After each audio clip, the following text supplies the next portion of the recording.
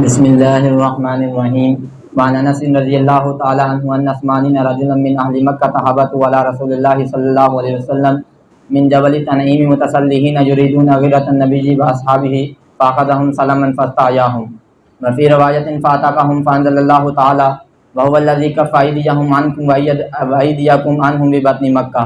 رواه مسلم. وعن قتادة رضي الله تعالى عنه قال ذكر لنا انس بن مالك عن ابي طلحة ان نبي الله صلی اللہ علیہ وسلم امر یوم بدر باربعۃ وعشرین رجلا من صنادید قریش فقذفوا فی طویج من اتباع بدر خبیث مخبث وکان اذا ظهر على قوم اقام بالارصة ثلاث لیال فلما كان ببدر اليوم الثالث امر براحلته فشد عليها رحلها ثم مشى واتبعه اصحابه حتى قام على شفة ركع فجعل يناديهم باسمائهم واسماء آبائهم یا فلان ابن فلان یا فلان ابن فلان ایسرکم انکم اطعتم اللہ ورسولہ فإنا قد وجدنا ما وعدنا ربنا حقا فهل وجدتم ما وعد ربكم حقا فقال عمر یا رسول اللہ صلی اللہ علیہ وسلم ما تکلم من اجساد لا ارواح لها قال النبی صلی اللہ علیہ وسلم والذی نفس محمد بیدہ ما انتم باسمع لما اقول منهم وفی روایت ما انتم باسمع منهم ولكن لا يجيبون متفق علیہ. وزاد البخاری قال قتادة رضی اللہ تعالی عنہ احیاهم اللہ حتی اسمعهم قوله توبیقا وتصغیرا ونکمتا وحسرتا وندما. وعن مروان والمسور بن مخرمة رضی اللہ تعالی عنہما ان رسول اللہ صلی اللہ علیہ وسلم قام حين جاءه وفد حوازن مسلمین فسألوه ان يرد إليهم اموالهم وصبيهم فقال فاختاروا إحدى الطائفتين اما الصبي واما المال قالوا فإنا نختار صبينا فقام رسول الله صلى الله عليه وسلم فأثنى على الله بما هو أهله ثم قال أما بعد فإن إخوانكم قد جاءوا تائبين وإني قد رأيت أن أرد إليهم صبيهم فمن أحب منكم أن يطيب ذلك فليفعل ومن أحب منكم أن يكون على هذه حتى نعطيه إياه من أول ما يفيء الله علينا فليفعل. فقال الناس قد طيبنا ذلك يا رسول الله صلى الله عليه وسلم فقال رسول الله صلى الله عليه وسلم إنا لا ندري من أذن منكم ممن لم يأذن فارجعوا حتى يرفع إلينا عرفاؤكم أمركم فرجع الناس فكلمهم عرفاؤهم ثم رجعوا إلى رسول الله صلى الله عليه وسلم فأخبروه أنهم قد طيبوا وأذنوا. رواه البخاري.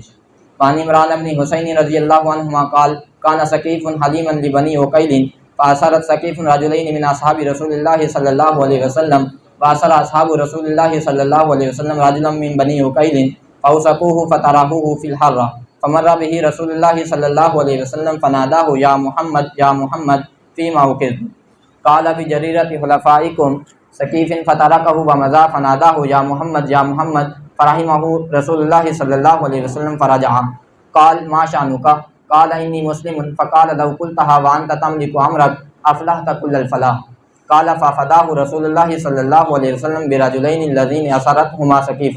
رواه مسلم. الفصل الثاني.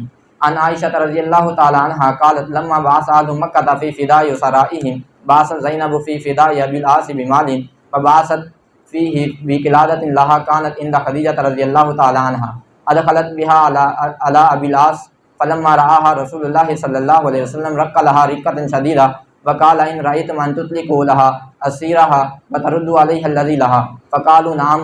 وكان النبي صلى الله عليه وسلم أخذ عليه أن يخلي سبيل زينب إليه وبعث رسول الله صلى الله عليه وسلم زيد بن حارثة ورجلا من الأنصار فقال كونا ببطن ياجج حتى تمر بكما زينب فتصحباها حتى تأتيا بها. رواه أحمد وأبو داود. وعنها رضي الله تعالى عنها أن رسول الله صلى الله عليه وسلم لما أسر أهل بدر قتل عقبة بن أبي معيط والنضر بن الحارث ومن على أبي عزة الجهمي. رواه في شرح السنة. وعن ابن مسعود رضي الله تعالى عنه أن رسول الله صلى الله عليه وسلم لما أراد قتل عقبة بن أبي معيط قال من للصبي قال النار. رواه أبو داود. وعن علي رضي الله تعالى عنه عن رسول الله صلى الله عليه وسلم أن جبرائيل عليه السلام هبط عليه وقال له خيرهم يعني أصحابك في أسار بدر القتل أو الفداء على أن يقتل منهم قابلا مثلهم قالوا الفداء ويقتل منا. رواه الترمذي وقال هذا حديث غريب. وعن عطية القرظي رضي الله تعالى عنه قال كنت في سبع قريظة عرجنا على النبي صلى الله عليه وسلم فكانوا ينظرون فمن أنبت شعر قتل ومن لم ينبت لم يقتل فكشفوا عنتي فوجدوها لم تنبت فجعلوني في السبج رواه ابو داود وابن ماجہ والدارمی. وعن علی رضی اللہ تعالیٰ عنہ قال خرج عبدان الى رسول اللہ صلی اللہ علیہ وسلم یعنی یوم الحدیبیہ قبل الصلح فكتب الیہم موالیہم قالوا یا محمد واللہ ما خرجوا الیک رغبۃ فی دینک وانما خرجوا هربا من الرق فقال ناس صدقوا یا رسول اللہ ردهم الیہم فغضب رسول اللہ صلی اللہ علیہ وسلم وقال ما اراکم تنحتون یا معشر قریش حتى یبعث اللہ علیکم من یضرب رقابکم علی هذا وابى ان يردهم وقال هم اتقاء الله رواه ابو داود. الفصل الثالث عن ابن عمر رضی اللہ عنہما قال بعث النبی صلی اللہ علیہ وسلم خالد بن الولید الى بنی جزیمة فدعاهم الى الاسلام فلم يحسنوا ان يقولوا اسلمنا فجعلوا يقولون سبعنا سبعنا فجعل خالد يقتل ويأسر ودفع الى كل رجل منا اسيره حتى اذا كان يوم امر خالد ان يقتل كل رجل منا اسيره فقلت والله لا اقتل اسيري ولا يقتل رجل من اصحابي اسيره حتى قدمنا على النبي صلى الله عليه وسلم فذكرناه فرفع يديه فقال اللهم اني ابرأ اليك مما صنع خالد مرتين رواه البخاري.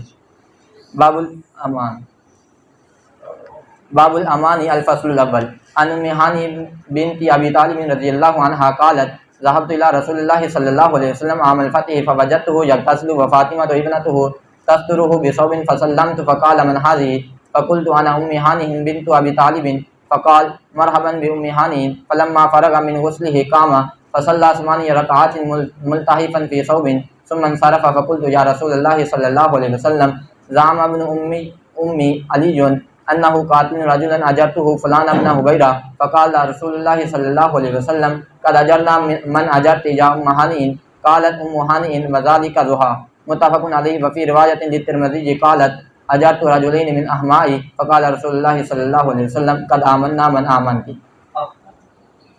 امنت. الفصل الثاني عن ابي هريره رضي الله تعالى عنه ان النبي صلى الله عليه وسلم قال ان المرأة لتأخذ للقوم يعني تجير على المسلمين رواه الترمذي. وعن عمرو بن الحميد رضي الله تعالى عنه قال سمعت رسول الله صلى الله عليه وسلم يقول من آمن رجلا على نفسه فقتله أوتي لواء الغدر يوم القيامة رواه في شرح السنة. وعن سليم بن عمرو رضي الله تعالى عنه قال كان بين معاوية وبين الروم عهد وكان يسير نحو بلادهم حتى إذا انقضى العهد وغار إليهم فجاء رجل على فرس أو برزون وهو يقول الله أكبر الله أكبر وفاء لا غدر فنظروا فإذا هو عمرو بن عبسة فسأله معاوية عن ذلك فقال سمعت رسول الله صلى الله عليه وسلم يقول من كان بينه وبين قوم عهد فلا يحلن عهدا ولا يشددنه حتى يمضي عمده أو ينبذ إليهم على سواء. قال فرجع معاوية بالناس رواه الترمذي وابو داود. وعن أبي رافع رضي الله تعالى عنه قال بعثني قريش إلى رسول الله صلى الله عليه وسلم فلما رأيت رسول الله صلى الله عليه وسلم ألقي في قلبي الإسلام فقلت يا رسول الله إني والله لا أرجع إليهم أبدا. قال إني لا أخيس بالعهد ولا أحبس البرد ولكن الرجي فإن كان في نفسك الذي في نفسك الآن فارجع. قال فذهبت ثم أتيت النبي صلى الله عليه وسلم فأسلمت رواه أبو داود. عن نعيم بن مسعود رضي الله تعالى عنه أن رسول الله صلى الله عليه وسلم قال لرجلين جاء من عند مسيلمة أما والله لولا أن رسول الله تقتل لضربت عناقكما رواه أحمد وأبو داود. وعن عمرو بن شعيب عن أبيه عن جده رضي الله عنه أن رسول الله صلى الله عليه وسلم قال في خطبته أوفوا بحلف الجاهلية فإنه لا يزيده يعني الإسلام إلا شدة ولا تحدثوا حليفا في الإسلام رواه. وذكر حديث علي رضي الله تعالى عنه المسلمون تتكافأ في كتاب القصاص. الفصل الثالث عن ابن مسعود رضي الله تعالى عنه قال جاء ابن النواحة وابن وصال رسول مسيلمة إلى النبي صلى الله عليه وسلم فقال لهما أتشهدان إني رسول الله فقال نشهد أن مسيلمة رسول الله فقال النبي صلى الله عليه وسلم آمنت بالله ورسوله ولو كنت قاتلا رسولا لقتلتكما. قال عبد الله فمضت السنة أن الرسول لا يقتل رواه أحمد.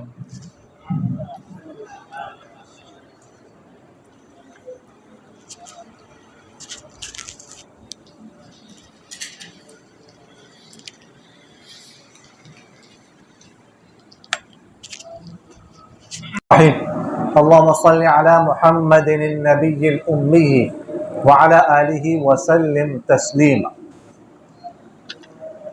انس رضی اللہ تعالی عنہ سے روایت ہے کہ 80 بندے اہل مکہ میں سے اترے آپ صلی اللہ علیہ وسلم پر تنعیم پہاڑ سے اسلحہ سے لیس. وہ چاہتے تھے آپ صلی اللہ علیہ وسلم پر اچانک حملہ تو اور ان کے صحابہ پر. تو آپ صلی اللہ علیہ وسلم نے پکڑا ان کو بغیر جنگ کیے اور ان کو زندہ چھوڑ دیا. اور ایک روایت میں ہے کہ ان کو آزاد کر دیا. اللہ تعالیٰ نے آیت نازل فرمائی کہ اللہ تعالیٰ وہ ذات ہے جس نے رو کے رکھا ان کے ہاتھوں کو تم سے اور تمہارے ہاتھوں کو ان سے بطن مکہ مکہ کے وادی میں. اچھا جی، صلح حدیبیہ کے موقع پر جو ہے نا جبل تنعیم پہاڑ سے 80 مشرکین مکہ جو ہے نا وہ ادھر سے اترے. اچانک انہوں نے حملہ کرنا تھا آپ صلی اللہ علیہ وسلم اور صحابہ پر، لیکن آپ صلی اللہ علیہ وسلم جو ہے نا وہ اتنے بے وقوف نہیں تھے کہ ایک جگہ پر پڑاؤ ڈالا ہوا ہو اور پھر غافل ہو کر وہاں پہ بیٹھ جائے، آس پاس کی خبر گیری نہ کرے. تو آپ صلی اللہ علیہ وسلم نے صحابہ کو آس پاس بھیجا ہوا تھا، وہ گشت کر رہے تھے. تو صحابہ نے انہوں نے دیکھا فوراً ایک ہی لمحے میں گرفتار کر دیا. 80 بندوں، معمولی بات نہیں ہے، آلن فالن انہوں نے گرفتار کر دیا. تو خیر گرفتار کرنے کے بعد پھر آپ صلی اللہ علیہ وسلم نے ان کو معاف کر دیا، چھوڑ دیا. سمجھ آ گئی؟ فاستحیاہم، یعنی ان کو زندہ چھوڑ دیا، قتل نہیں کیا یا ان کو آزاد کر دیا. تو اسی کے بارے میں یہ آیت نازل ہو گئی. اس سورہ فتح کی آیت ہے نا، وَهُوَ الَّذِي كَفَّ أَيْدِيَهُمْ عَنْكُمْ وَأَيْدِيَكُمْ عَنْهُمْ بِبَطْنِ مَكَّةَ، کہ اللہ تعالیٰ نے ان کے ہاتھوں کو تم سے رو کے رکھا اور تمہارے ہاتھوں کو ان سے. یعنی حدیبیہ کے موقع پر جنگ نہیں ہوئی، اللہ تعالیٰ نے صلح کروا دی بغیر جنگ کے. اس کے بارے میں جو ہے وہ یہ اشارہ ہے. حدیث قتادہ رضی اللہ تعالیٰ عنہ سے روایت ہے کہ ہمیں انس بن مالک رضی اللہ تعالیٰ نے بتایا، وہ ابو طلحہ سے نقل کرتے ہیں کہ آپ صلی اللہ علیہ وسلم نے بدر کے دن حکم دیا 24 قریش کے سرداروں میں سے حکم دیا اور ان کو پھینکا گیا بدر کے کنویں میں سے ایک کنویں میں جو گندا تھا اور گندا کرنے والا تھا، خود بھی گندا پاک تھا اور ناپاک کرنے والا. اور آپ صلی اللہ علیہ وسلم کی عادت مبارکہ یہ تھی کہ جب اذا ظہر علی قوم، جب غلبہ پاتے کسی قوم پر فتح پاتے تو میدان میں قیام کرتے 3 رات. تو جب بدر کے بعد تیسرا دن ہوا تو آپ صلی اللہ علیہ وسلم نے اپنے کوچ کا حکم دیا، سواری کا حکم دیا، سواری پر کجاوا باندھا گیا. پھر آپ صلی اللہ علیہ وسلم چلے اور ان کے صحابہ ان کے پیچھے چلتے رہیں یہاں تک کہ کنویں کے کنارے پر پہنچے. پھر ان کو یعنی سرداروں کو خطاب کرنے لگے ان کے ناموں اور ان کے آبا کے ناموں کے ساتھ. اے فلاں بن فلاں، اے فلاں بن فلاں، کہ اب تمہیں یہ اچھا لگتا ہے کہ تم نے اللہ اس کے رسول کی اطاعت کی ہوتی؟ بے شک ہم نے پایا وہ جو وعدہ ہمارے ساتھ رب نے کیا تھا سچ. کیا تم نے پایا اس کو سچ جو تمہارے رب نے تمہارے ساتھ وعدہ کیا؟ تو عمر رضی اللہ تعالیٰ نے عرض کیا رسول اللہ کیا باتیں کرتے ہیں اب ایسے جسموں کے ساتھ جن میں روح نہیں ہے؟ تو آپ صلی اللہ علیہ وسلم نے فرمایا اس ذات کی قسم جس کی قبضے میں محمد کی جان ہے، نہیں تم زیادہ سننے والے اس بات کو جو میں کہتا ہوں ان سے، اور ایک روایت میں ہے نہیں تم زیادہ سننے والے ان سے، یعنی ان سے. لیکن یہ جواب نہیں دیتے. اور بخاری نے اضافہ کیا کہ قتادہ نے کہا کہ اللہ تعالیٰ نے ان کو زندہ کر دیا، یعنی آپ صلی اللہ علیہ وسلم نے فرمایا اللہ تعالیٰ نے ان کو زندہ کر دیا یہاں تک کہ جو ہے ان کو سنا دیا رسول کا قول توبیخاً، ڈانٹ کے لیے، تحقیر، تذلیل کرتے، نقمہ، بدلہ لیتے ہوئے، حسرت کی، ندامت کے طور پر.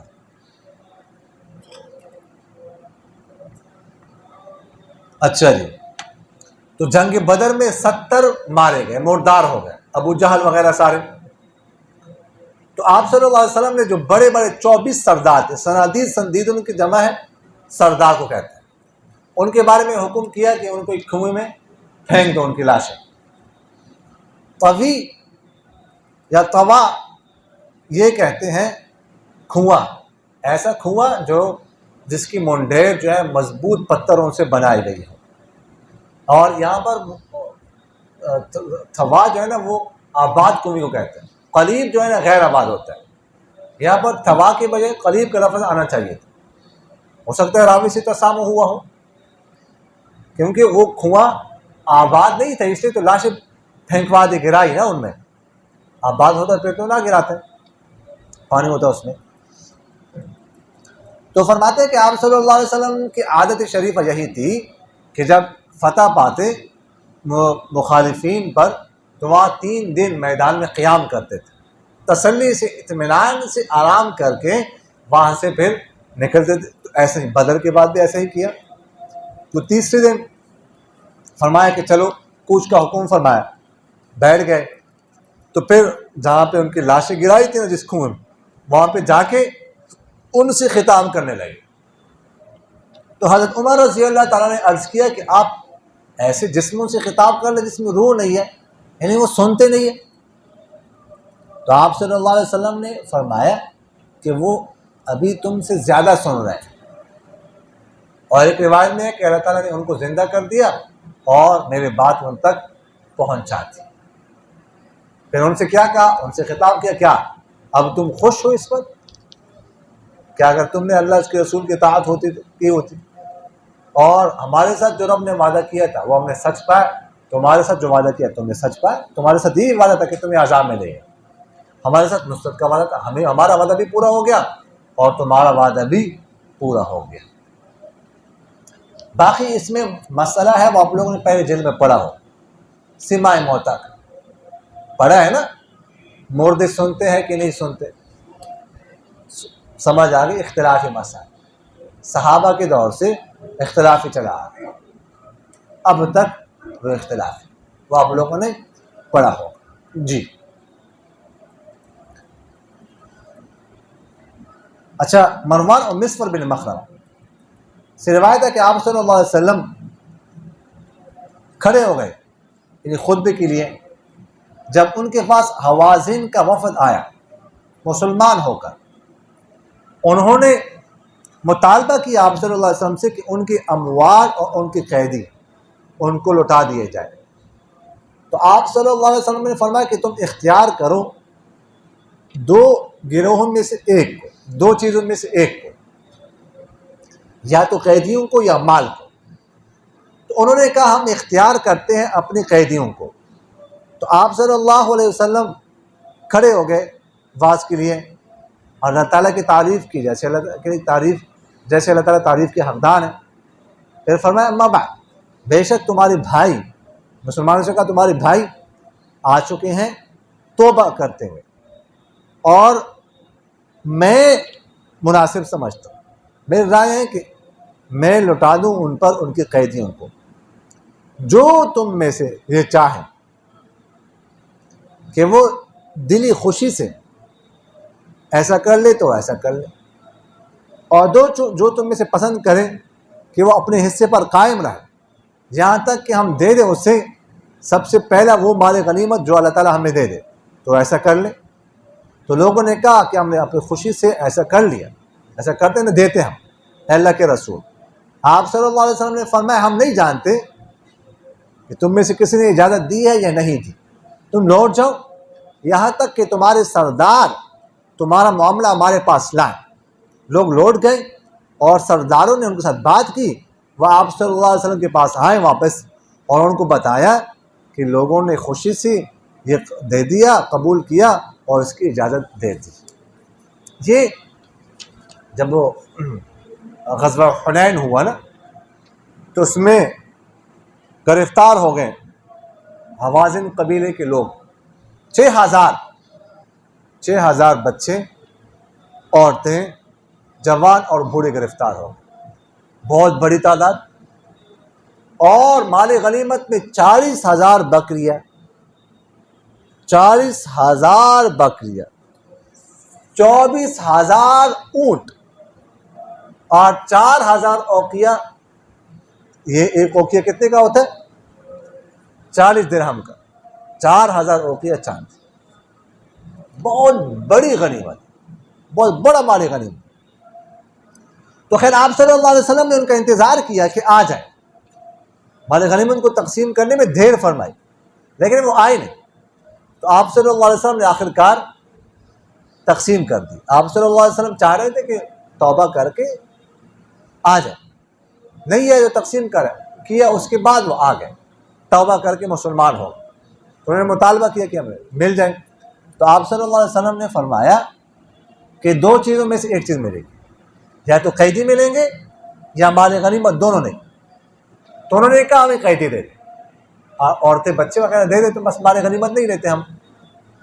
تو آپ صلی اللہ علیہ وسلم نے اپنے صحابہ سے خطاب فرمایا کہ جو اپنی خوشی سے دینا، میرے رائے ہے کہ دے دے، جو دینا چاہتا ہے تو وہ قیدی جس کو ہم نے تقسیم کے واپس کر، اور جو اپنے حصے پر قائم رہنا چاہتے ہیں تو وہ اس کے لیے ہم ایسا کریں گے کہ جو ہمیں اس کے بعد سب سے پہلے ہمارے غنیمت ملے گا وہ اس میں سے دے دیں گے، لیکن یہ ان کو دے دیں.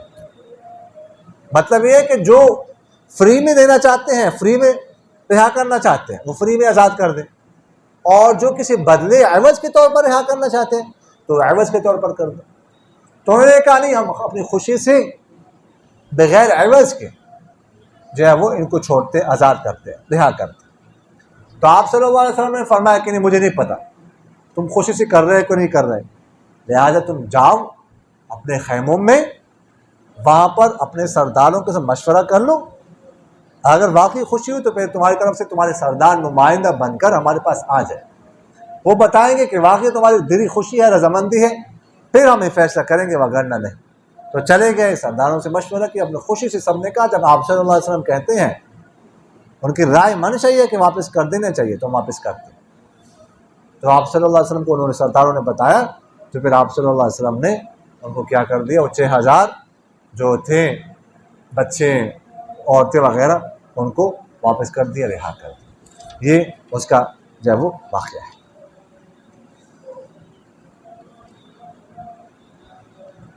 عمران بن حسین رضی اللہ عنہ کہتے ہیں کہ بنو ثقیف حلیف تھا بنو عقیل کا. بنو ثقیف نے آپ صلی اللہ علیہ وسلم کے صحابہ میں سے 2 بندوں کو قیدی بنا دیا. آپ صلی اللہ علیہ وسلم کے صحابہ نے بنو عقیل کے ایک بندے کو قیدی بنایا، اس کو مضبوط باندھا اور اس کو حرہ جگہ میں، پتریلی جگہ تھی وہاں پر پھینک دیا. تو آپ صلی اللہ علیہ وسلم اس شخص کے پاس گزرے، اسے آواز دی، اے محمد، اے محمد، مجھے کس چیز میں گرفتار کیا گیا؟ تو آپ صلی اللہ علیہ وسلم نے فرمایا کہ تمہارے حلفاء، جو تمہارے حلیف ہیں، ان کی جرم میں، جو بنو ثقیف ہے. آپ صلی اللہ علیہ وسلم اس کو چھوڑ کر آگے چلے گئے.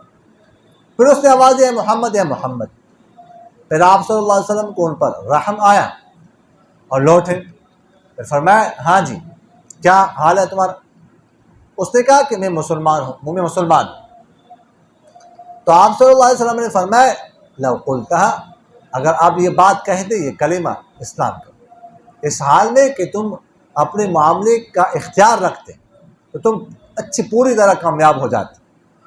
پھر آپ صلی اللہ علیہ وسلم نے جو ہے نا وہ حوالے کیا ان 2 بندوں کے بدلے میں جن کو بنو ثقیف نے قیدی بنایا تھا، گرفتار کیا تھا. بنو ثقیف اور بنو عقیل یہ دونوں تھے، کافر تھے، ان کا آپس میں معاہدہ تھا، حلیف تھی ایک دوسرے. کیا معاہدہ تھا؟ کہ خوشی غمی میں جو ہے نا وہ ایک دوسرے کا ساتھ دیں گے. تو بنو ثقیف نے 2 مسلمانوں کو گرفتار کر لیا. تو صحابہ نے جو بنو ثقیف نے کیا، بنو ثقیف کا جو قبیلہ حلیف تھا بنو عقیل، اس کا ایک بندہ گرفتار کر لیا. ان کا حلیف وہ تو نہیں ملے، ان کا حلیف گرفتار کیا.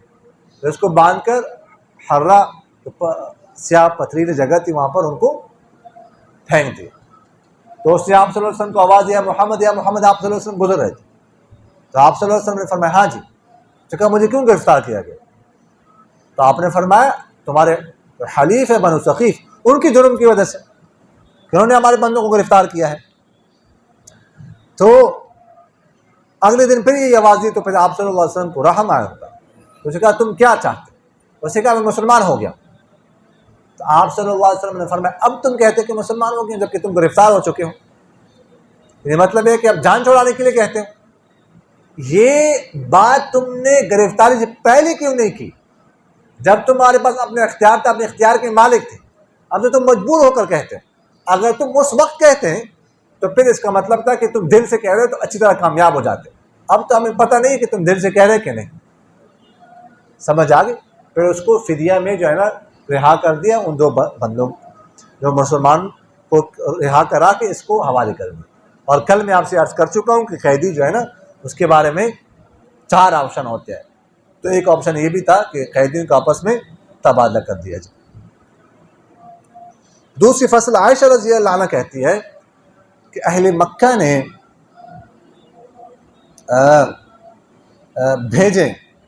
فدیہ بھیجا اپنے قیدیوں کے بارے میں. تو زینب رضی اللہ تعالی عنہ نے بھیجا ابو العاص اپنے شوہر کے فدیہ میں مال، اور بھیجا اس میں ایک ہار جو حضرت خدیجہ کے پاس تھا. خدیجہ رضی اللہ عنہا نے ان کو دیا تھا ابو العاص کے ساتھ رخصتی کے وقت، جہیز میں دیا تھا.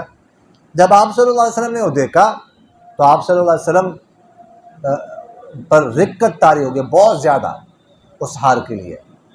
پھر فرمایا اگر تم مناسب سمجھو تو یہ زینب کے لیے اس کا قیدی آزاد کر دو، چھوڑ دو، اور لوٹا دو اس پر وہ چیز جو اس کی ہے، یعنی ہاتھ اور مال.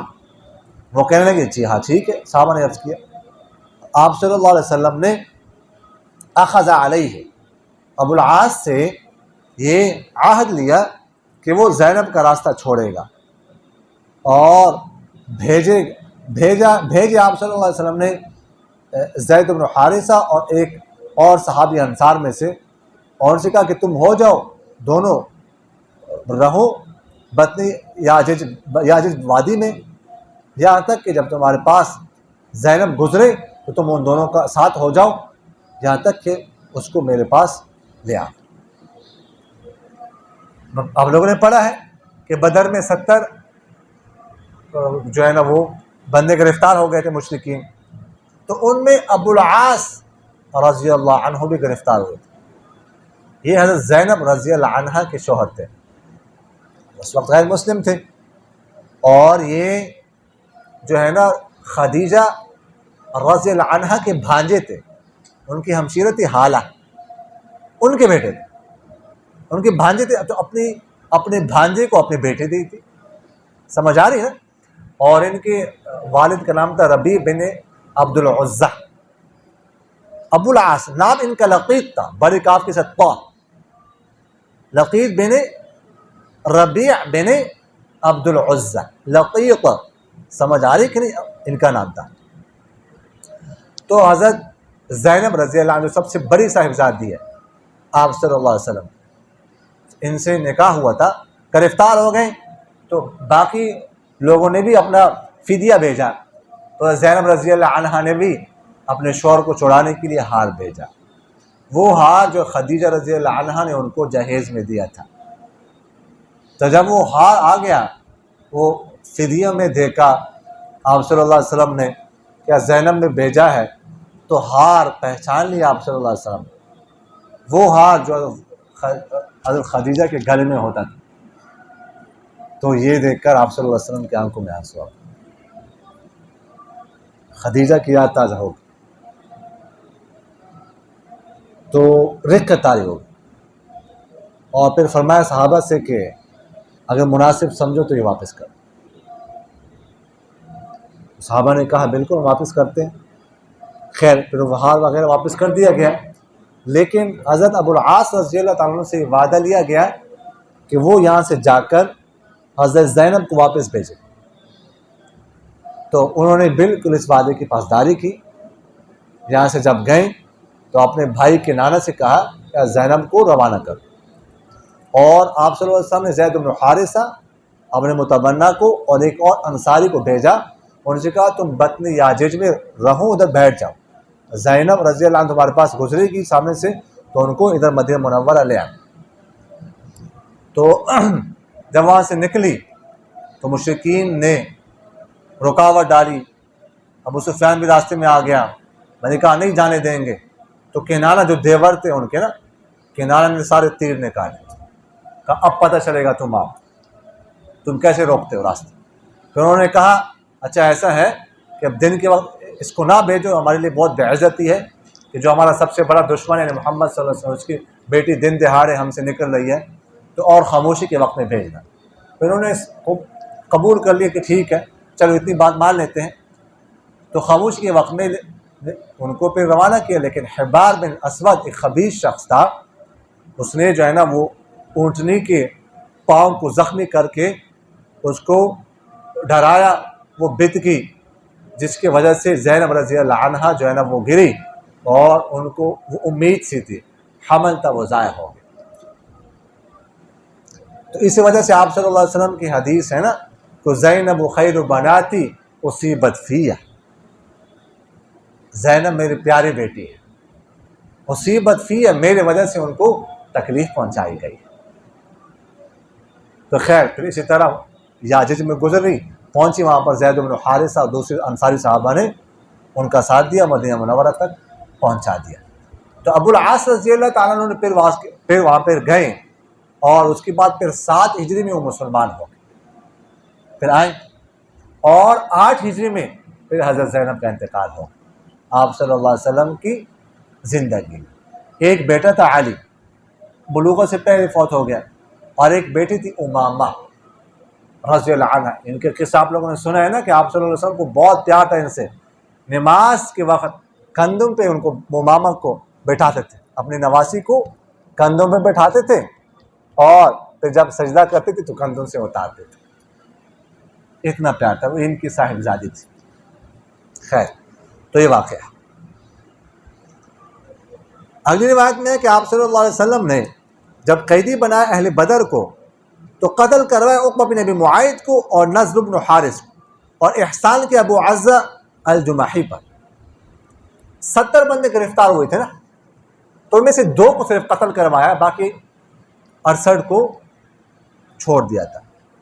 ابو العزہ الجمحی کو تو ویسے ہی جو ہے نا وہ آزاد کر دیا تھا، اس پر احسان کر کے. تو باقی 2 کو قتل کروایا. عقبہ بن ابی معیط، عقبہ بن ابی معیط بڑا دشمن تھا آپ صلی اللہ علیہ وسلم. یہی وہ شخص تھا جس آپ لوگوں نے واقعہ پڑھا ہے نا کہ آپ صلی اللہ علیہ وسلم نماز پڑھ رہے تھے اور اوجڑی جو ہے نا وہ اوپر سے پھینکے کے ڈالی گئی تھی. سنا ہے نا واقعہ اوجڑی والا، ویسے نہیں ڈالی، تو اس کو قتل کروایا. اور نضر بن حارث کو بڑا دشمن تھا. یہ جو ہے نا فارس میں جاتا تھا وعدہ تجارت وغیرہ کی غرض سے، تو وہاں پہ رستم اسفندیار وغیرہ جو ان کے گزرے تھے بادشاہ، ان کی قصے کہانی یاد کر کے لایا تھا. اور آپ صلی اللہ علیہ وسلم تلاوت کر کے چلے جاتے تھے تو یہ مجلس میں جاتا تھا، یہ کہتا ہے وہ چھوڑ دو، یہ میں تمہیں قصے سناتا ہوں، یہ قرآن کے قصے چھوڑ دو. اور اسی نے جو ہے نا وہ سورہ انفال میں کہا تھا نا کہ وَإِذَا تُتْلَىٰ عَلَيْهِمْ آيَاتُنَا بَيِّنَاتٍ وَقَالُوا لَوْ نَشَاءُ لَقُلْنَا مِثْلَ هَٰذَا، اگر ہم چاہیں تو ہم بھی جیسے آیات بنا سکتے ہیں. تو اسی نے کہا، تو اس کو بھی قتل کروا دیا گیا. یہ 2 بندوں، باقی کو چھوڑ دیا تھا. عبداللہ بن مسعود سے روایت ہے کہ آپ صلی اللہ علیہ وسلم نے جب ارادہ کیا نا عقبہ بن ابی معیط کا، تو وہ کہنے لگا من للصبیہ، بچوں کا کون ہو، یہ بچوں کا یہ کون ہوگا؟ قال النار، آپ نے فرمایا آگ ہوگی.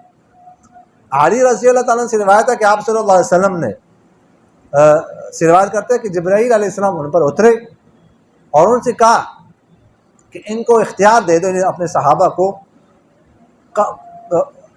جو ہے نا بدر کہ قیدیوں کے بارے میں قتل کا یا فدیے کا، اس شرط پر کہ ان میں سے شہید کیا جائے گا اس کے مقابلے میں اگلے سال اتنے لوگوں کو.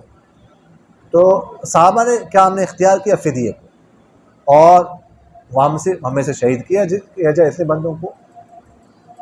یعنی جبرائیل علیہ السلام نے آپ صلی اللہ علیہ وسلم سے کہا کہ صحابہ آپ کے پاس 2 باتوں میں اختیار ہے، یا تو قیدیوں کو 70 بندوں کو 68 کو بلکہ کیا کر دو، قتل کر دو، یا ان کو کیا کر دو، فدیہ لے.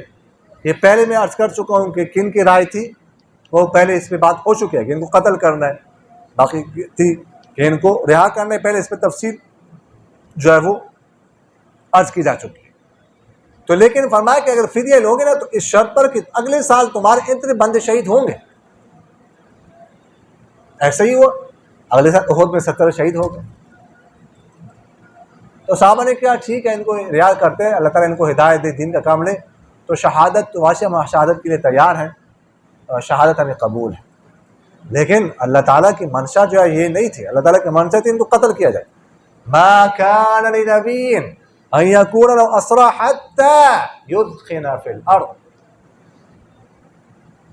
اور اب میں نے آپ سے عرض کیا نا کہ آپ صلی اللہ علیہ وسلم نے فرمایا کہ بالکل یہاں تک جو ہے نا وہ درخت تک عذاب پہنچ چکا تھا. اگر عذاب نازل ہوتا تو سوائے عمر کے اور سعد بن معاذ کے اور کوئی نہ بچتا.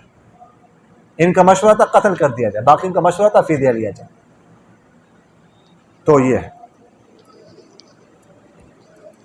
اچھا جی، اگلی روایت میں آتی ہے القرظی سے، اور فرماتے ہیں کہ میں قریظہ کے قیدیوں میں سے تھا. ہمیں پیش کیا گیا آپ صلی اللہ علیہ وسلم پر، تو صحابہ دیکھتے تھے جس کے زیر ناف بال اگے ہیں تو اسے قتل کیا جاتا، اور جس کے نہیں ہوگے تو اس کو نہیں قتل کرتے تھے. تو میرے زیر ناف بال انہوں نے ہٹا کے دیکھے تو انہوں نے اس کو پایا کہ میرے زیر ناف بال نہیں نکلے تھے، تو مجھے انہوں نے ڈال دیا قیدیوں میں.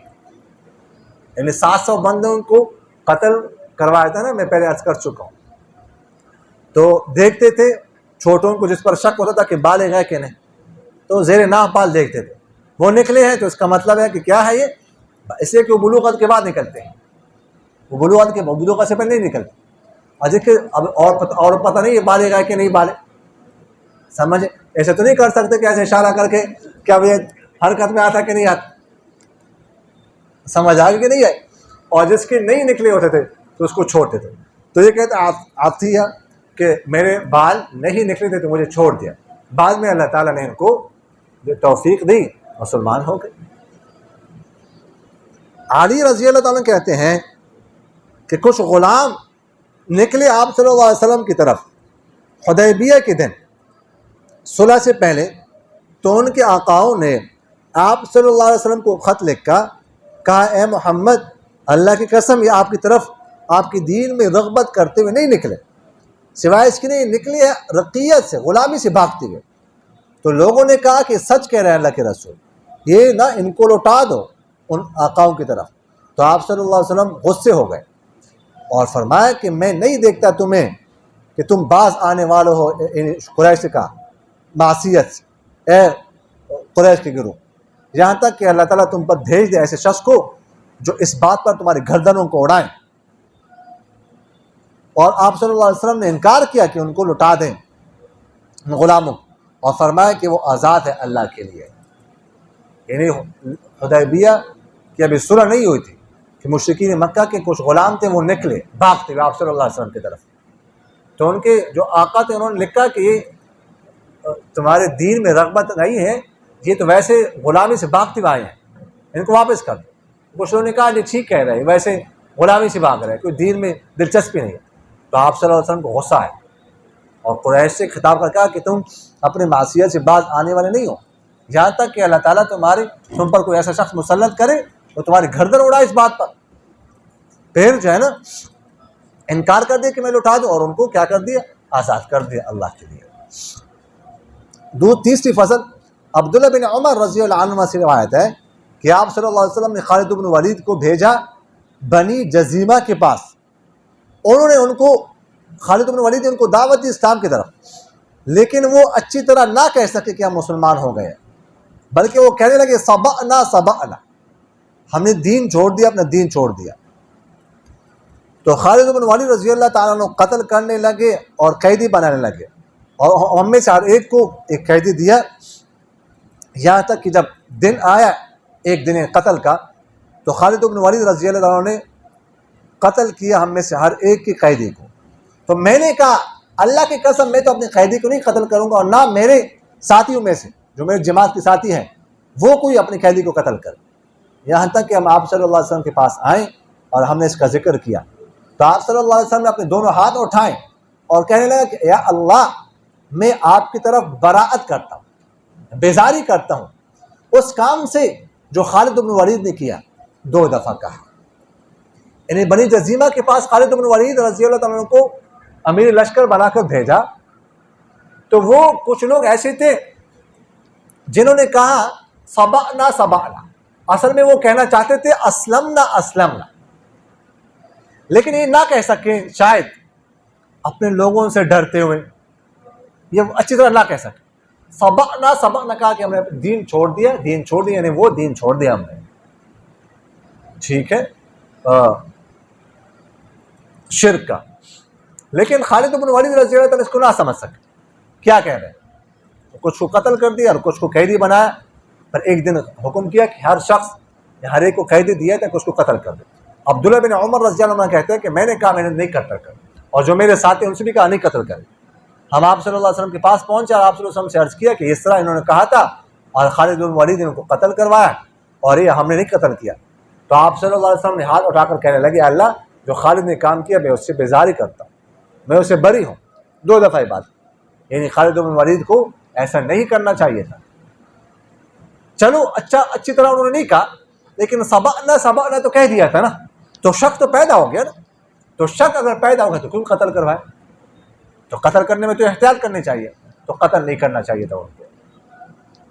تیسری فصل باب الامان، یہ امان کے بارے میں،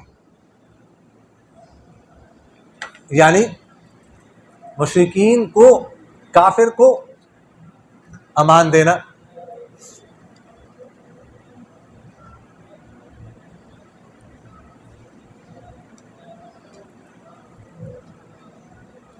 نہیں، ایک منٹ یہ کرتا ہوں، ذرا غور سے دیکھو، میں آپ کو جواب دوں، بین السطور غور سے دیکھو، جس نے سوال کیا وہ بین السطور غور سے دیکھو۔ ہاں غلط لکھا ہوا، عصبیت یا معصیت، ٹھیک ہے، بعد میں بھی معصیت ہے، یہاں پر معصیت ہے، دیکھو جی، یہاں پر معصیت ہے، ٹھیک ہے، معصیت یا عصبیت ایک ہی مطلب، تو خیر تھوڑا سا اس میں فرق ہے لیکن مفہوم تقریباً ایک ہے۔ جس کے پاس قدیمی ہے اس میں کیا لکھا ہوا ہے، اس میں کیا لکھا ہوا، پرانے میں کیا لکھا ہوا ہے؟ معصیت ہے نا، ہاں جی، یہ معصیت، ادھر بھی معصیت، اور اصل معصیت ہے تم اپنے یعنی حرکات سے باز نہیں آتی، میں نہیں سمجھتے کہ تم ان حرکات سے باز آؤ، یہ لفظ۔ اچھا جی، امان، امان جو ہے اس کی مختلف صورتیں ہوتی ہے۔ ایک امان یہ ہے کوئی حربی کافر مسلمانوں کے ملک میں آتا ہے امان ویزا لے کر، ہمارے ملک میں کوئی آتا ہے ویزا لے کر امان۔ ایک صورت یہ ہے کہ کوئی جو ہے مسلمان بادشاہ کسی کافر ملک کے ساتھ معاہدہ کرتا ہے، اور یہ معاہدہ جو ہوتا ہے یہ بھی ایک امان، ہم نے معاہدہ کر لیا، اب اس کی خلاف ورزی ہم نہیں کر سکتے، ان کو اب کچھ نہیں کہہ سکتے۔ ایک امان کی صورت یہ بھی ہے کہ باقاعدہ معاہدہ نہیں کیا گیا لیکن رہ رہے آپس میں ایک دوسرے کو کچھ کہتے نہیں ہیں، تو یہ بھی امان۔ یہ شاید میں پہلے بھی آج کر چکا ہوں آپ سے کہ موسیٰ علیہ السلام نے کہا فوقظه موسیٰ فقضى عليه قال هذا من عمل الشيطان انه عدو مضل مبين قال رب اني ظلمت نفسي فاغفر لي فغفر له۔ تو وہاں پر کسی نے بھی نہیں لکھا ہوا کہ بنی اسرائیل کا قبطیوں کے آپس میں وعدہ ہو چکا تھا باقاعدہ صراحتاً، لیکن ایک دوسرے کے ساتھ رہ رہے تھے تو بس یہ بھی معاہدہ ہی تھا، تو یہ بھی گویا کہ امان ہی. سمجھ آگے کہ نہیں آئی؟ تو ام ہانی بنت ابی طالب کہتی ہیں کہ میں گئی آپ صلی اللہ علیہ وسلم کے پاس فتح مکہ کے سال، تو میں نے ان کو پایا وہ غسل کر رہے تھے، اور ان کے بیٹے فاطمہ رضی اللہ عنہا نے ان کو جو ہے نا وہ پردہ کیا ہوا تھا، جو ہے نا وہ ان کے لیے پردہ کیا ہوا تھا آپ صلی اللہ علیہ وسلم کے لیے. میں نے سلام کیا تو وہ کہنے لگے کون ہے؟ تو میں نے کہا ام ہانی بنت ابی طالب. تو فرمایا خوش آمدید ام ہانی کو. جب آپ صلی اللہ علیہ وسلم غسل سے فارغ ہو گئے تو کھڑے ہو کر 8 رکعتیں چاشت کی پڑھ لی اور اپنے کپڑا لپیٹا ہوا تھا. پھر جب نماز سے لوٹے، نماز سے فارغ ہو گئے، تو میں نے کہا اللہ کے رسول، میری ماں کے بیٹے علی کا یہ خیال ہے کہ وہ قتل کرنے والے ہیں ایسے شخص کو جس کو میں پناہ دے چکی ہوں، ابن حبیرہ کے بیٹے کو. تو آپ صلی اللہ علیہ وسلم نے فرمایا کہ ہم نے بھی پناہ دی ہے اس کو جس کو آپ نے پناہ دی ہے ام ہانی. ام ہانی کہنے لگی کہ وہ چاشت کا وقت تھا. اور ترمذی کی روایت میں یہ کہ انہوں نے کہا کہ میں نے پناہ دی ہے 2 شخصوں کو اپنے شوہر کے رشتہ داروں میں سے. تو آپ صلی اللہ علیہ وسلم نے فرمایا کہ ہم نے بھی امان دیا اس کو جس کو آپ نے امان دی ہے. ام ہانی رضی اللہ عنہ کا نام تو سنا ہے، یہ حضرت علی رضی اللہ تعالیٰ عنہ کی ہمشیرت تھی. ام ہانی ابو طالب کی صاحبزادی تھی. نام ان کا فاختہ یا عاتقہ تھا، اور شوہر کا نام تھا حبیرہ بن وہب. سمجھ آ رہی کہ نہیں آ رہی؟ تو آپ صلی اللہ علیہ وسلم نے جب وہ فرمایا نا مکہ مکرمہ فتح فرمایا، اس وقت اعلان فرمایا تھا کہ جو اپنے گھر کا دروازہ بند کرے اس کو بھی امان، جو ہتھیار ڈال دے اس کو بھی امان، جو مسجد حرام میں آ جائے اس کو بھی امان، جو من دخل دار ابی سفیان فهو آمن، جو ابو سفیان کے گھر میں داخل ہو جائے اس کو بھی امان. تو حضرت علی رضی اللہ تعالی عنہ ان کے گھر آئے، اپنی ہمشیرہ کے گھر. وہاں پر ایک شخص تھا، دیکھا مشرک، تو حضرت علی جو ہے نا اس کو قتل کرنے لگے. تو انہوں نے مزاحمت کی کہ نہیں میں نے اس کو امان دے دی، میں نے اس کو پناہ دے دی. حضرت علی نے مزاحمت کی لیکن بہرحال یہ آگے آ گئی. فوراً جلدی جلدی آپ صلی اللہ علیہ وسلم کے پاس آئی. یہ وادی محصب میں آپ صلی اللہ علیہ وسلم نے پڑاؤ ڈالا ہوا تھا. تو ان سے آپ صلی اللہ علیہ وسلم کے پاس جب آئی تو غسل فرما رہے تھے. فاطمہ نے پردہ کیا ہوا تھا کپڑے سے، مطلب ہے کہ غسل فرما رہے تھے، پردہ ایسے نہیں کہ یعنی بالکل ننگے ہو کر، مثلا دھوتی وغیرہ پہن کر اس کے اوپر سے غسل فرما رہے ہیں. تو خیر اس کے بعد جو ہے نا وہ فرمائے کون ہے؟ میں نے کہا ام ہانی. تو ام ہانی کہتی ہیں کہ میری ماں کے بیٹے، یعنی میرے بھائی، ماں کی ممتا یاد دلائیں. سمجھ آگے کہ نہیں ہے؟ میں نے امان دی ہے، وہ کہتے ہیں کہ وہ قتل کریں گے ابن حبیرہ کو. میں نے امان دیا. تو ابن حبیرہ کون بنے گا؟ ہاں وہ بھائی چرس تو نہیں پیا آپ لوگوں نے؟ چرس تو بیٹا ہو گیا. حبیرہ میں نے آپ کو بتایا نہیں، تو تھوڑا سا تو تجقس ہونا چاہیے نا. بیٹا اپنا بیٹا بھی ہو سکتا ہے، یا شوہر کا بیٹا بھی ہو سکتا ہے کسی اور بیوی سے. ابن حبیرہ کو میں نے امان دی، حضرت علی اس کو قتل کرنے لگے ہیں. تو آپ صلی اللہ علیہ وسلم نے فرمایا آپ نے امان دی، ہم نے بھی دی. اور ایک روایت میں یہ بھی آتا ہے کہ میں نے اپنے شوہر کے رشتہ داروں میں سے 2 لوگوں کو، ابن حبیرہ کو اور دوسرا کسی اور کو، لیکن روایتوں میں نام نہیں ہے کہ کس کو دیے. تو آپ صلی اللہ علیہ وسلم نے فرمایا آپ نے امان دی ہے، پناہ دیا، ہم نے بھی دی ہے. تو معلوم ہوا کہ عورت کے پاس بھی اختیار ہے، وہ بھی پناہ دے سکتی ہے. اگر اس نے پناہ دے دی نا تو پھر تمام مسلمان پر اس پناہ کا احترام کرنا ضروری ہوگا، پھر اس کو کچھ کہہ نہیں سکتے. نہیں تھوڑا سا کچھ بھی نہیں. دوسری فصل ابو ہریرہ رضی اللہ تعالیٰ سے روایت ہے کہ آپ صلی اللہ علیہ وسلم نے ارشاد فرمایا کہ بے شک عورت جو ہے نا وہ البتہ لے سکتی ہے اپنے لیے قوم کے لیے، یعنی پناہ دے سکتی ہے مسلمانوں پر، جس کے پاس یہ اختیار موجود۔ اچھا آگے فرماتے ہیں آپ صلی اللہ علیہ وسلم نے ارشاد فرمایا کہ جو پناہ دے دے کسی آدمی کو اس کے نفس پر، پھر اسے قتل کر دے، تو اسے دیا جائے گا آج شکنی کا جھنڈا قیامت والے دن۔ یعنی جسے کسی کافر کو امان دی، پناہ دی، اس کے بعد اسے قتل کر دیا، تو اس کو آج شکنی کا جھنڈا دیا جائے گا، قیامت والے دن اعلان کیا جائے گا، اس کی نشانی ہوگی کہ اس شخص نے آج شکنی کی تھی، وعدہ کرنے کے بعد، امان دینے کے بعد اس کو قتل کیا۔ تو امان دے دیں، اگرچہ شبہ کی وجہ سے کیوں نہ، شبہ پیدا ہو جائے، لیکن ایک دفعہ پناہ دے دی کسی کو پھر اسے قتل نہیں کر سکتے۔ سمجھ آگے کہ نہیں آئی؟ جی اگلی روایت میں ہے، سلیم بن عامر کہتے ہیں کہ معاویہ رضی اللہ تعالیٰ عنہ اور اہل روم کے درمیان معاہدہ تھا۔ معاویہ رضی اللہ تعالیٰ عنہ ان کے بلاد شہروں کی طرف جا رہے تھے کہ یہاں تک کہ وہ معاہدہ ختم ہو جائے، پھر اچانک ان پر حملہ کرے۔ تو ایک شخص عربی گھوڑے پر یا ترکی گھوڑے پر سوار ہو کر کہہ رہے تھے دور سے اللہ اکبر اللہ اکبر، وفا کو لازم پڑھو، وفا کو لازم پکڑو، آشی نہ کرو۔ تو لوگوں نے دیکھا تو وہ عمر بن عبسہ رضی اللہ عنہ تھے۔ حضرت معاویہ نے ان سے پوچھا کہ کیا بات؟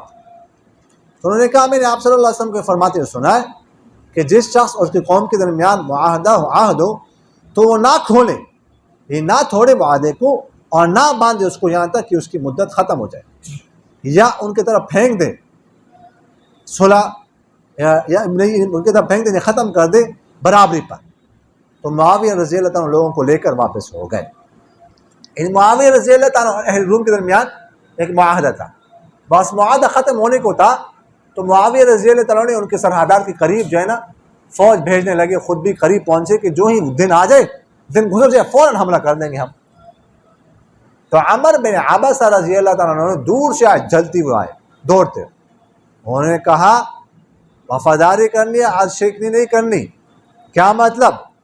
فرمایا کہ میں نے آپ صلی اللہ علیہ وسلم کو فرماتے ہوئے سنا ہے کہ جب معاہدہ کرو تو اس میں اس کو نہ توڑو، نہ توڑو اور نہ اس کو باندھ دو، یعنی اس میں تبدیلی نہ کرو، یہ نہیں کر سکتے۔ یا تو اس کو پورا کرو یا اس کو ختم کر دو، اس کو جواب پیغام بھیج دو کہ ہم نے ختم کر دیا، اس کے بعد جو ہے نا پھر جو عملہ کرنا کر۔ دیکھیے گا معاویہ رضی اللہ تعالیٰ عنہ جو ہے نا معاہدے کے دوران نہیں کرنا چاہتے تھے ہم نے، لیکن معاہدہ ہوتی فوراً، تو اسی میں انہوں نے گویا کہ منع کیا کہ نہیں، یہ بھی ایک قسم کی عہد شکنی ہے کہ جو ہے نا ابھی تک آپ معاہدہ ختم ہو گیا، انہوں نے کوئی تیاری نہیں کیا ہم ان پر حملہ کر دیں، تو یہ بھی نہیں کرنا چاہیے۔ تو معاویہ رضی اللہ عنہ نے جب یہ بات سن لی تو فوراً واپس ہو، حالانکہ لشکر بھیجا تھا، فوج بھیجی تھی، تیاری کی تھی، کتنا خرچ آیا ہوگا، کتنی مشقت کی ہوگی، لیکن آپ صلی اللہ علیہ وسلم کی بات جب سامنے آ گئی نا فوراً بس ہاتھ کھڑے کر دیے۔ سمجھ آگے کہ نہیں آگے؟ ابو رافع سے روایت ہے کہ قریش نے مجھے بھیجا آپ صلی اللہ علیہ وسلم کے پاس، جب میں نے آپ صلی اللہ علیہ وسلم کو دیکھا تو میرے دل میں اسلام ڈال دیا گیا، محبت ڈال دی گئی، تو میں نے کہا اللہ کے رسول بے شک اللہ کی قسم میں نہیں لوٹوں گا ان کی طرف ہمیشہ کے لیے۔ تو آپ صلی اللہ علیہ وسلم فرمانے لگے کہ میں نہیں توڑتا عہد کو اور نہ میں قاصد کو قید کرتا ہوں، لیکن تم عورتیں لوٹ جاؤ، اگر تمہارے دل میں وہ ہو جو تمہارے دل میں ہے ابھی تو لوٹ آنا۔ تو فرماتے میں گیا، پھر میں آپ صلی اللہ علیہ وسلم کے پاس آیا اور میں مسلمان ہو گیا۔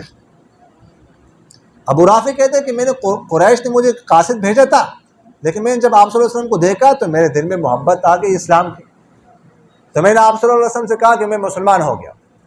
تو آپ صلی اللہ علیہ وسلم نے فرمایا نہیں، انہوں نے آپ کو قاصد بنا کر بھیجا ہے اور میں شکنی نہیں کر سکتا کہ آپ کو یہاں پہ رکھ لوں، اور میں برد برید کی جمع ہے، قاصدوں کو روکتا نہیں، برید اصل میں کہتے ہیں ڈاکیہ کو، ٹھیک ہے نا. ڈاکیا جو ہوتا ہے تیز رفتار سے جاتا ہے. پھر قاصد پر اس کا اطلاق ہونے لگا. برید گھوڑے کی مقدار، جو گھوڑے کی دوڑنے کی مقدار، اس کو بھی کہتے ہیں 12 میل. 12 میل تک گھوڑا دوڑ سکتا ہے صحیح، اس کے بعد تھک جاتا. پہلے زمانے میں یہ ڈاک کا سسٹم ہوتا تھا، مثلا ہور سے دہلی تک ڈاک جاتی تھی نا، تو گھوڑے تھے تیز رفتار. ہر 12 میل کے بعد گھوڑا کھڑا ہوتا تھا. یہاں سے گھوڑا گیا تیزی سے 12 میل کے فاصلے پر پہنچ تھک گیا. تو وجہ سے جو ڈاک ہوتی تھی، جو سامان ہوتا تھا، ٹماٹر ہوتے تھے وغیرہ ذالک، اگلے گھوڑے نے لے لی. وہ 12 میل کے اگلے، تو شام تک دہلی تک وہ ڈاک پہنچتی تھی، وہ ٹماٹر وغیرہ سبزی پہنچ جاتی تھی. تو اس کو بھی کہتے ہیں. سمجھ آگے کہ نہیں ہے؟ تو مطلب ہے کہ میں قیدی کو نہیں روک سکتا، قید نہیں کر. تم جاؤ، مسلمان ہونا ہے تو پہلے ان کے پاس جاؤ. ان کا قاصد جو ہے وہ، یعنی ایز اے قاصد، تم جو قاصد کے طور پر حیثیت سے آئے اس کو ختم کرو، اس حیثیت کو. وہ اس کے بعد آ جاؤ، پھر میں آپ کے اسلام کو اور آپ کو قبول کر لوں گا. نعیم بن مسعود رضی اللہ تعالیٰ کہتے ہیں کہ آپ صلی اللہ علیہ وسلم نے کہا 2 آدمی سے جو مسلمہ تم لوگ کذاب کے پاس سے آئے تھے کہ یاد رکھو اللہ کی قسم اگر یہ بات نہ ہوتی کہ قاصدوں کو قتل نہیں کیا جاتا تو میں تمہاری گردنیں اڑاتا. یہ 2 بندے آئے تھے. فصل ثانی کی جو حدیث ہے اس میں ان کے نام بھی ہے، عبداللہ بن نواحہ اور ابن اسال. یہ 2 آئے تھے. مسلمہ کذاب نے ان کو بھیجا تھا. مسلمہ کذاب نے آپ صلی اللہ علیہ وسلم کے بعد نبوت کا دعویٰ کیا تھا، بلکہ آپ صلی اللہ علیہ وسلم کی آخری عمر میں کیا تھا. ایک دفعہ وفد میں آیا تھا یہ، لیکن ملاقات نہ ہو سکی آپ صلی اللہ علیہ وسلم سے. ابوبکر صدیق رضی اللہ تعالیٰ نے اس کے خلاف جنگ کی تھی، اس کی جنگ یمامہ. اس کے پاس 40,000 کا لشکر تھا. اچھا، پھر ان کو قتل کر دیا. قتال ہوا، قتل کیا اس کو قتل کیا. وہ وحشی نہیں، وہ کل حبشی کا میں نے وہ نام لکھ کر، وہ وحشی تھا، وحشی بن حرب. انہوں نے قتل کیا، تیر مارا اس کو، مسلمہ کذاب. پھر اس کے لوگ بھاگے. ایک باغ تھا اس میں، پھر اس میں ان کے لوگوں کو خوب قتل کیا گیا، یہاں تک کہ اس کا نام جو ہے نا حدیقۃ الموت پڑ گیا. اتنی کثرت سے اموات ہوئی اس باغ میں کہ اس کے موت کا باغ اس کا نام پڑ گیا. اس کو بھی قتل کیا گیا. سخت جنگ اس کے خلاف ہوئی تھی، کثیر تعداد میں صحابہ شہید ہوئے تھے. تو آپ صلی اللہ علیہ وسلم نے ان سے پوچھا کہ تم میرے بارے میں کیا کہتے ہو، یعنی مجھے پیغمبر مانتے ہو؟ ان دونوں نے کہا ہم تو مسلمہ کو پیغمبر مانتے. اور آپ صلی اللہ علیہ وسلم نے اس کو خط لکھا تھا، اس میں لکھا تھا الی مسلمہ کذاب. کذاب کا لقب دیے تھے، اس لیے اس کا لقب مسلمہ کذاب پڑ گیا.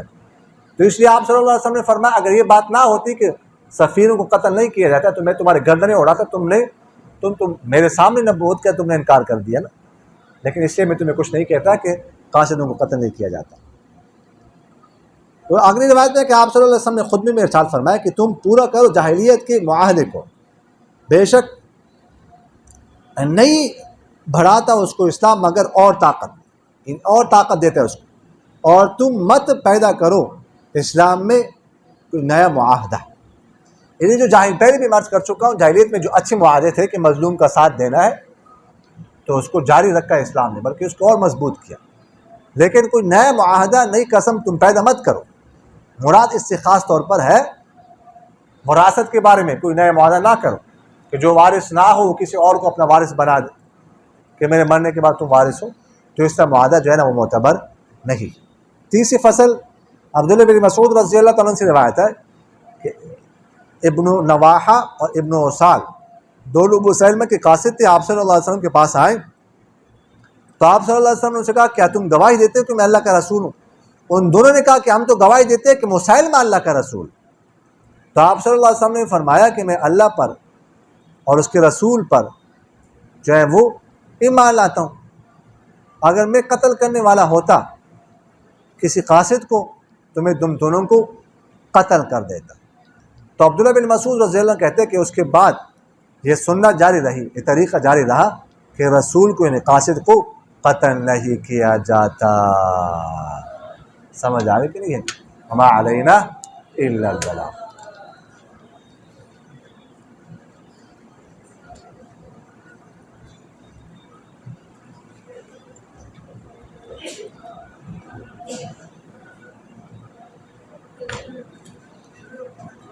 یہ فرماتے ہیں استاد محترم حضرت فاطمہ رضی اللہ عنہ کے علاوہ باقی 3 بیٹیاں حضور صلی اللہ علیہ وسلم کی کیا سگی تھی اور حضور کی کس بیوی سے تھی؟ اگر سگی تھی تو پھر زینب کا نکاح ایک کافر کے ساتھ کیوں کیا؟ دیکھیں حضور اقدس صلی اللہ علیہ وسلم کی تمام اولاد حضرت خدیجہ سے ہوئی ہے. 4 بیٹیاں حضرت زینب، حضرت رقیہ، حضرت ام کلثوم، حضرت فاطمہ رضی اللہ عنہن، اور 3 بیٹے قاسم، عبداللہ اور طیب. بعض نے کہا ہے 4، بعض نے 5 بھی کہا، ٹھیک ہے نا، لیکن وہ 2 جو ہے اس کے لقب، ان کے لقب ہے. یہ ایک ہی اولاد، ساری کی ساری اولاد سوائے ابراہیم کے. حضرت ابراہیم جو ان کے بیٹے تھے وہ ماریہ قبطیہ جو باندی تھی ان سے پیدا ہوئے. باقی ساری اولاد حضرت خدیجہ سے پیدا ہوئی. سمجھ آگے کہ نہیں آئی؟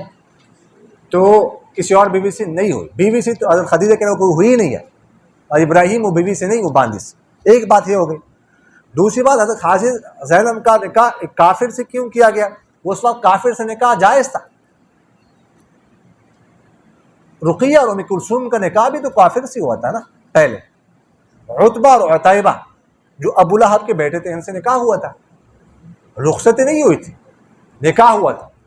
لیکن ابو لہب نے پھر اپنے بیٹوں سے کہا طلاق دے دو، انہوں نے طلاق دے دی. تو اس وقت کافر سے نکاح جائز تھا، تو اس میں تو کوئی حرج کی بات نہیں ہے. تو اس لیے زینب کا نکاح بھی ان سے ہوا تھا. سمجھ آ رہی کہ نہیں آ رہی؟ ابو العاص سے ہوا تھا.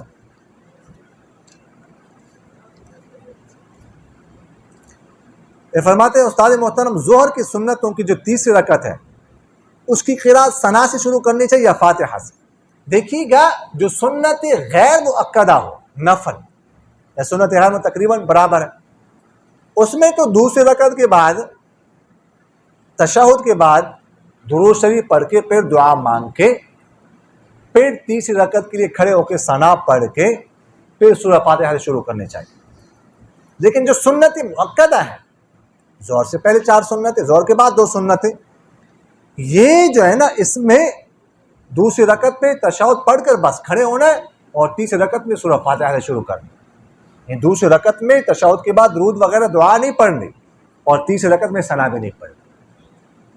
تو غیر مؤکدہ جو نماز ہوتی ہے نا اس میں تشہد کے بعد درود وغیرہ اور تیسری رکعت میں ثنا پڑھنی وغیرہ نہیں پڑھنی. سمجھ آ گئی کہ نہیں ہے؟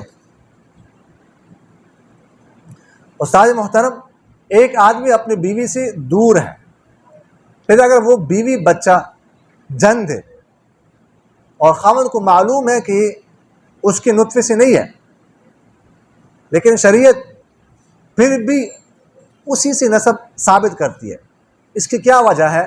وضاحت فرمائیں. دیکھیے گا جب وہ بچہ نکاح کے 6 ماہ بعد پیدا ہو جائے، 6 ماہ بعد، تو اس کا نسب خود بخود اس باپ سے ثابت ہوتا ہے. اب اگر شوہر یہ کہتا ہے کہ یہ بچہ مجھ سے نہیں ہے اور وہ یہ کہتا ہے، تو پھر اس کو جو ہے نا یہ کہنا پڑے گا کہ یہ بچہ مجھ سے نہیں ہے. اور فوراً یہ فقہاء نے لکھا، آپ لوگوں نے ہدایہ میں پڑھا ہے کہ جب بچہ پیدا ہو جائے اور وہ اپنی طرف اس کی نسبت نہیں کرنا چاہتا تو ولادت کے بعد فوراً کہہ دیں، یا جب مبارکباد کے دن مبارکباد لوگ دے رہے ہوں تو اس وقت مبارکباد قبول نہ کرے اور اس وقت انکار کر دے کہ مجھ سے نہیں ہے. یا جب بچے کے لیے سامان خریدا جاتا ہے، بچے کا سامان ہوتا ہے، اس وقت کہہ دے مجھ سے نہیں اور سامان نہ خریدے. اگر وہ خاموش ہو گیا اس میں امام صاحب اور صاحبین کا اختلاف ہے نا. امام صاحب کہتے ہیں اگر وہ خاموش ہو گئے ولادت کے بعد، یا اس نے مبارکباد قبول کی، یا اس نے بچے کے لیے ایک سامان خریدا، تو اس کے بعد وہ انکار نہیں کر سکتا. جبکہ صاحبین فرماتے ہیں کہ نہیں، نفاس کے اندر اندر اس کے پاس اختیار ہے، اگر وہ انکار کرنا چاہے تو انکار کر سکتا ہے. تو اگر اس نے اسی وقت انکار کر دیا تو پھر لعان کرنا پڑے گا، اس کو لعان کرنا پڑے گا. لعان کیونکہ انکار کا مطلب کیا ہوا کہ مجھ سے نہیں، تو اس نے زنا کیا ہے، تو اب اس کو اس کو لعان کرنا پڑے گا. لعان کا طریقہ آپ کو پڑا ہے، سورہ نور میں 18 پارے میں موجود ہے. 5 قسمیں اٹھائے گا، اور 5 قسمیں جو ہے اس کی بیوی اٹھائے گی.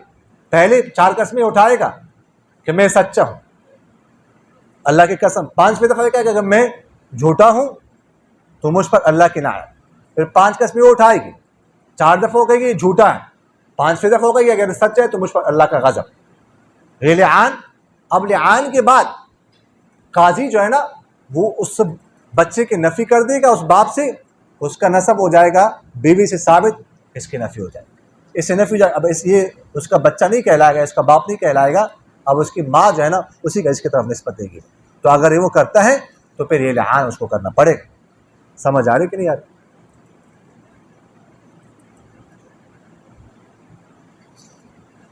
یہ فرماتے ہیں استاد محترم، یہ بڑا مال غنیمت صحابہ کرام کو کون سے غزوے میں حاصل ہوا؟ رہنمائی فرمائے.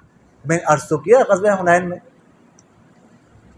نے عرض نہیں کیا، میں نے بتایا نہیں. غزوہ حنین سمجھ آ گئی کہ نہیں آئی؟ تو اس میں مال غنیمت حاصل ہوا تھا کہ 40,000 بکریاں، 24,000 اونٹ، 4,000 اوقیہ اور 6,000 بچے، عورتیں، جوان، مرد یہ گرفتار ہوئے. سوال کے استاد محترم السلام علیکم، مشکات شریف کی کوئی عربی آسان شرح کا نام بتاؤ. سب سے بہترین جو ہے نا وہ تو التعلیق الصبی ہے. التعلیق الصبی جو ہے نا مولانا ادریس کنگری رحمہ اللہ کی، اچھے جلدوں میں، وہ مختصر بھی ہے اور بہت بہترین ہے. بہت جو ہے نا وہ گہری باتیں اس میں جو ہے نا وہ ہوتی ہے. اور سب سے طویل اردو میں وہ رفیق الفصیح ہے، ہندوستان کے ایک عالم ہے، وہ بہت طویل ہے. یہ تو ہو گئے. فرماتے ہیں استاد محترم، ختنہ کرنا اور کروانا یہ صرف اس امت کی سنت ہے یا پچھلی امتوں کی بھی سنت تھی؟ اور کب سے جو ہے نا یہ مشروع ہو گئی ہے؟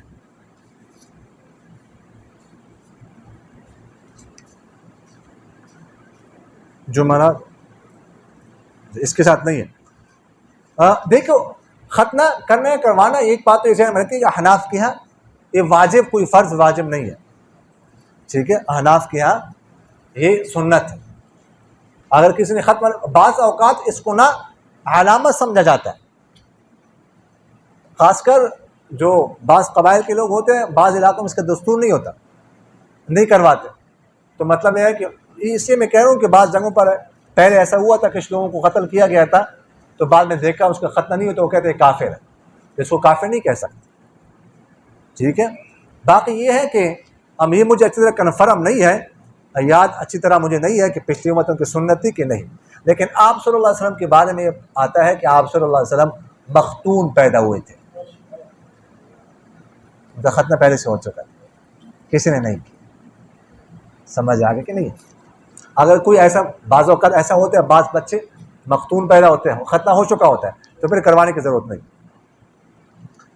استاد محترم، فصل ثالث کی حدیث میں حضور صلی اللہ علیہ وسلم نے ارشاد فرمایا میں ایمان لاتا ہوں اللہ اس کے رسول پر. اس کا مطلب یعنی مطلب یہ ہے کہ میں میرا ایمان اللہ پر ہے، اپنی رسالت پر ہے. سمجھ آ گئی؟ یہ مطلب وما علینا الا البلاغ.